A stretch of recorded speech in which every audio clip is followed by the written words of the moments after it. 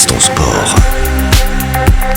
Balance ton sport, les news, avec un volet spécial sur la patrouille des glaciers. Ça se déroule du 15 au 21 avril prochain. Cette mythique course patrouille des glaciers se tiendra entre Zermatt, Verbier, en passant par Arolla et donc ce sens-là. J'ai dit des bêtises tout à l'heure, je me suis fait tirer les oreilles.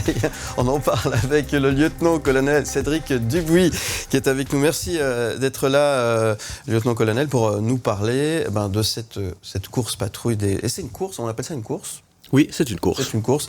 La patrouille des glaciers, c'est mythique, hein, c'est quelque chose, on le disait tout à l'heure, qui demande un maximum de préparation.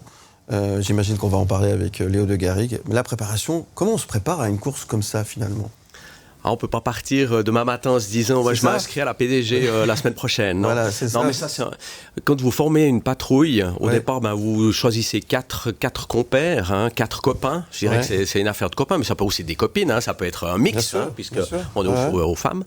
Et puis, vous discutez, puis vous faites un plan. Puis ça, moi, je pense qu'il faut vraiment partir plus d'une année à l'avance. Ah ouais, quand même. Ah ouais. Il faut se faire le trophée du Muvron, par exemple, pour s'entraîner. Mais comme toute course, il faut se préparer. Je pense que c'est la même chose. Je pense pas qu'on part dans une course de montagne en se disant la semaine prochaine je pars en montagne, quoi. Il faut, et puis ça s'anticipe. Puis toute cette période, c'est une belle aventure. Et puis alors on part à 4. Il faut quoi ? Au départ, on doit donner 4 noms, mais à la fin il y en a que 3 qui partent. D'accord, ok. Donc il y a une grande préparation là aussi, mentale. Oui. Ça c'est important. Oui, parce que dans l'effort, il faut avoir une bonne résilience. Non, mais c'est vrai, c'est pas si évident. Puis de connaître aussi un petit peu les faiblesses de chacun des patrouilleurs, ça c'est important. De voir, de dire tiens, lui tient un petit peu moins quand on a passé les 5-6 heures, il tient peut-être un peu moins que lui. Il est plus rapide sur certaines portions, il a mieux je vous parlais tout à l'heure du plat de la grande distance. Là, c'est un plat, c'est interminable. Et puis en plus, il faudra avoir des jambes comme le Dahu. Donc, non, mais je veux dire là, du Dahu, voilà. Et puis c'est vrai que là, si vous avez quelqu'un qui est moins, il faut avoir des bons bras là. Et puis c'est pas vraiment ce que j'ai peut-être. Et puis d'autres est devant, puis vous tire. Ouais, c'est formidable. Bon, Léo de Garrigue, on vous écoute. Alors, vous avez préparé ce sujet avec toute votre attention, parce qu'il y a vraiment beaucoup de choses à raconter. Environ 1600 équipes militaires et civiles, un peu plus même, partiront sur un parcours très exigeant entre Zermatt ou Arolla jusqu'à Verbier. Un mot sur ce parcours et son exigence.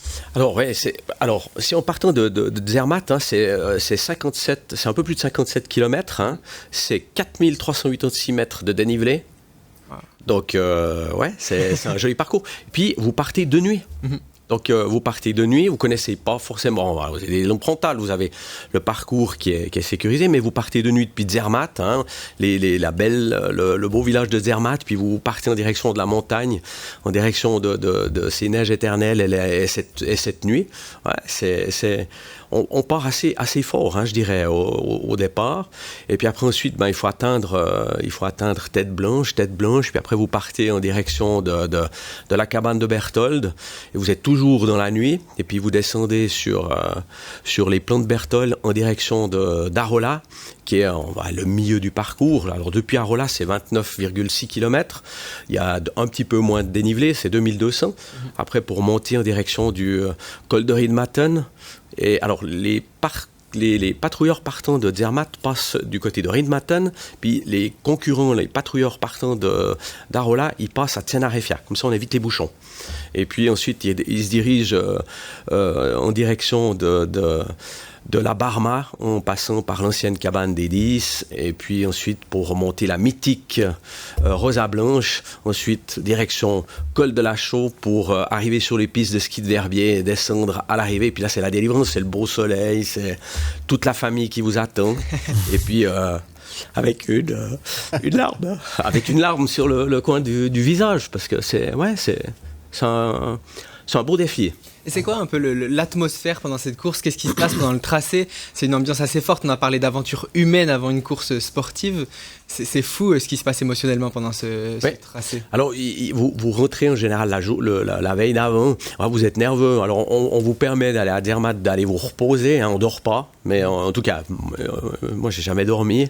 Mais on dort pas. Puis on est excité parce qu'on n'attend plus que ce coup de départ pour prendre pour partir en direction de ces montagnes.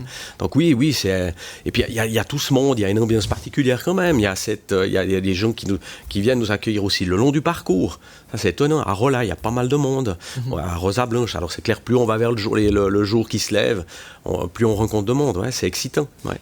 J'aimerais qu'on écoute quelqu'un qui connaît bien la patrouille. Elle s'appelle Karine Franière. Elle a participé en 2022. Elle l'a terminée. On l'écoute. Elle a une question pour vous.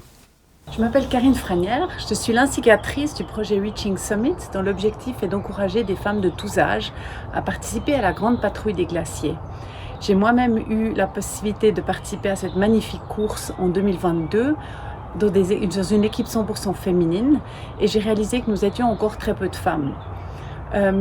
J'ai fait un appel à candidature et plus de 70 femmes de tous âges, âgées de 26 à 53 ans, se sont inscrites pour le projet, et j'ai pu créer, grâce à l'aide de mon soutien, de mon sponsor Bobst, 2 équipes 100% féminines qui sont aujourd'hui prêtes, soudées, et pour prendre le départ en toute sérénité dans quelques jours. J'aurais 2 questions pour le lieutenant-colonel Dubuis. Tout d'abord, combien de femmes sont-elles au départ de cette course Z1 et Z2 et pourquoi en 2024 y a-t-il encore si peu de femmes, j'imagine, inscrites à ce parcours? Et finalement, serait-il possible d'avoir une liste de départ par catégorie afin que cela soit plus facile à lire? Merci beaucoup. En fait, il y avait 3 questions. Ouais, je vous ai dit, elle a 3 questions là. C'est pas grave, elle a raison. Mais mais comme beaucoup de sports, si vous vous souvenez, Mora Fribourg était ouvert qu'aux hommes. Ouais. Pourquoi? Alors non, mais notre course, elle est ouverte aux femmes. Donc, à sa première question, donc il y a 162 patrouilles féminines. Ça représente le 10% du total. Féminine, c'est avec au moins une femme? Non, c'est que des femmes. 100% féminines. Alors 100% féminines, c'est 162 patrouilles uniquement féminines. On a 397 patrouilles qui sont mixtes. Donc c'est bien. Alors un homme, 2 femmes, souvent c'est un homme, 2 femmes, hein, parce qu'on trouve facilement un guide qui prend 2 femmes. Mais oui, voilà, c'est déjà. Mais c'est bien, on monte. Je veux dire, chaque année ça monte un peu plus. On voit l'engouement des femmes pour le ski alpinisme. Il est là. Elles viennent, puis elles sont les bienvenues. Mais venez.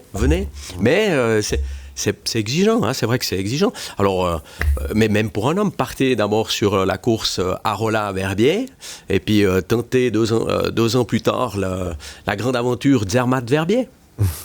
Donc, un tout petit mot pour conclure, Cédric Dubuis. Cette course, elle va se courir également dans l'émotion. Une famille a perdu la vie à la Tête Blanche début mars. Elle s'entraînait pour la patrouille. Un hommage lui sera rendu pendant la patrouille? Alors, un hommage sera rendu à toutes les personnes qui sont décédées en montagne. Par le commandant, le brigadier Sibert rendra hommage à l'église de Zermatt. Ce sera un hommage général à tous ces gens qui portent secours aussi et à ces gens qui ont disparu en montagne. Merci beaucoup Cédric Dubuis d'être venu sur notre plateau ce matin. La patrouille des glaciers, ce sera du 15 au 21 avril prochain. Merci beaucoup. Ouais. Qu'est-ce qu'on peut vous souhaiter avant la patrouille alors? Du courage, c'est quoi? Qu'est-ce qu'il faut dire? Non, il faut pas. Alors du courage, il faut avoir un peu de chance avec la météo. Ouais. Et puis ensuite, nous, les militaires, l'armée suisse, on est prêts pour c'est un engagement pour l'armée. Hein. Ouais. Et puis on est prêts. Ok. Un peu de météo. Un peu de sommeil aussi. Ouais, alors ça. Du sommeil et du soleil. Pas grave. Le sommeil, on dormira.